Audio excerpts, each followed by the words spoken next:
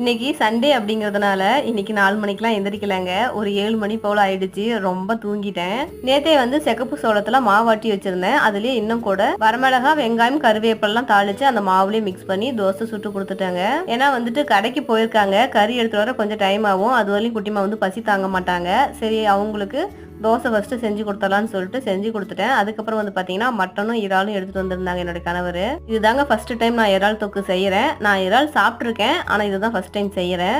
எண்ணெய் ஊற்றி கடுகு போட்டு வெங்காயம், பச்சை மிளகாய், இஞ்சி பூண்டு பேஸ்ட்லாம் போட்டு நல்லா வதக்கிட்டு தக்காளி பேஸ்ட் கொஞ்சம் ஊத்திட்டு உப்பு போட்டு நல்லா வதக்கிட்டு அது கூட மல்லித்தூள், மிளகாத்தூள், மஞ்சத்தூள், கரம் மசாலா இதெல்லாம் சேர்த்து நல்லா வதக்கிட்டு அதில் நம்ம க்ளீன் பண்ணி எடுத்து வச்ச இறாலும் சேர்த்துடணும். இறாலுக்கு தேவையான அளவுக்கு உப்பு சேர்த்து நல்லா இதை கலந்து விட்டு ஒரு 10 நிமிஷம் போல மூடி போட்டு நல்லா கிளறி எடுத்தோம் அப்படின்னா இறால் தொக்கு சூப்பரா ரெடிங்க. நீங்களும் ட்ரை பண்ணி பாருங்க. யாரெல்லாம் இறால் சாப்பிட்ருக்கீங்கன்னு சொல்லிட்டு கமெண்ட் பாக்ஸ்ல கமெண்ட் பண்ணுங்க.